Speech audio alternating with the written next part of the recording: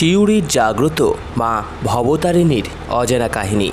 নমস্কার বন্ধুরা, স্বাগত আমাদের চ্যানেলে। সম্পূর্ণ তথ্যটি সংগ্রহ করা আপনাদের কাছে অনুরোধ, ভিডিওটি আপনারা সম্পূর্ণ দেখুন। কালীক্ষেত্র বীরভূমেও বিরাজ করেন দেবী ভবতারিণী কালী। বীরভূমের সিউড়িতে রয়েছে ভবতারিণী কালী। বছরের শেষ দিন অর্থাৎ চৈত্র সংক্রান্তির দিন দেবীর বাৎসরিক পুজো অনুষ্ঠিত হয়। মন্দিরের বয়স প্রায় 150 বছর। মন্দিরটি মা ভবতারিণী কালী মন্দির নামেই খ্যাত।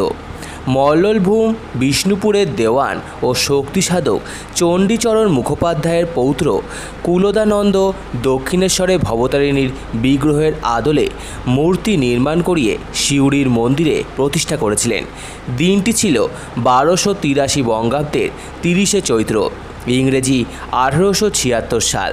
প্রতিদিন ভোর 5টায় মন্দির খোলে এবং মাকে ভোগ নিবেদনের পর বেলা 1টায় মন্দির বন্ধ হয়ে যায়। আবার বিকেল 4টে থেকে রাত্রি 9টা পর্যন্ত মন্দির খোলা থাকে। সিউড়ির সোনাতোর পাড়ার কাছেই রয়েছে এই মন্দির। বাংলা শাসন ক্ষমতা ইংরেজের হাতে গেলে ইংরেজদের হাতে বন্দী হন দেওয়ান সাহেব। বন্দী হলেও তন্ত্র সাধনা থামেনি। শোনা যায় এক অলৌকিক ক্ষমতার বলে বন্দিদশা থেকে মুক্তি পেয়েছিলেন তিনি। চণ্ডীচরণ মুখোপাধ্যায়ের পরিবার ছিল আদ্যন্ত শাক্ত। তার মৃত্যুর পর তার ছেলে কালীপ্রসাদ মুখোপাধ্যায়ও তন্ত্র সাধনা করতেন। কালীপ্রসাদ মুখোপাধ্যায় বাঁকুড়া থেকে বীরভূমের সিউড়িতে চলে আসেন। শ্মশানে তপস্যা করতেন তিনি। পরে কাশীধামে চলে যান কালীপ্রসাদ।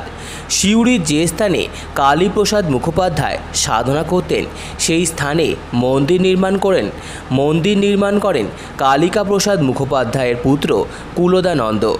কালীপ্রসাদ জীবনের শেষ 5 বছর কাশীবাসী হয়েছিলেন। 1849 সালে তিনি নৌকোযোগে কাশী যাত্রা করেন। 1854 নাগাদ পবিত্র কাশীধামেই তার প্রয়াণ ঘটে। তিনি আর সিউড়িতে ফেরেননি। কালীপ্রসাদ তন্ত্রসাধক ছিলেন। পৈতৃক গ্রাম ময়নাপুর। 1815 সালে তিনি বাৎসরিক শ্রী শ্রী শ্যামা পুজোর প্রবর্তন করেন। সেখানে তিনি কালী মন্দিরও নির্মাণ করেন। তার প্রতিষ্ঠিত কালী পুজো আজও ময়নাপুরে হয়। সিউড়িতে থাকাকালীন তিনি শিব মন্দির নির্মাণ করিয়েছিলেন। ভবতারিণী কালী মন্দির সিউড়িতে প্রতিষ্ঠা করেছিলেন কালীপ্রসাদের দ্বিতীয় স্ত্রীর গর্ভজাত পুত্র কুলদানন্দ। আজও মুখোপাধ্যায় পরিবার মন্দিরের দায়িত্ব সামলাচ্ছেন।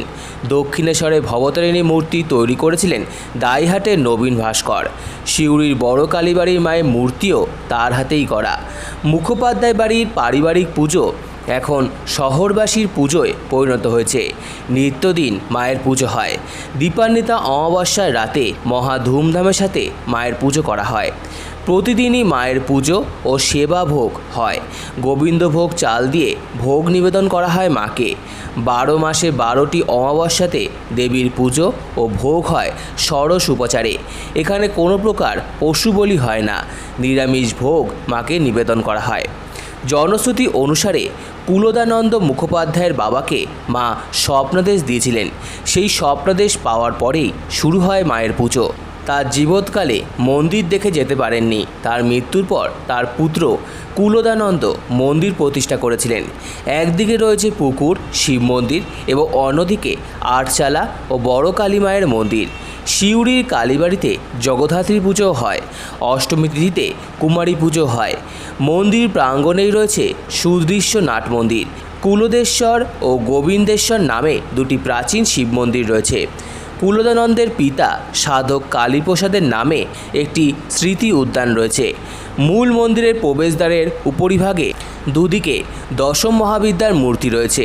সাধক বামাক্যাপা, ঠাকুর সত্যানন্দ দেব, ঠাকুর সীতারাম দাস, ওঙ্কারনাথ প্রমুখ সিদ্ধ সাধকদের পদচিহ্ন পড়েছিল সিউড়ির এই কালীবাড়িতে।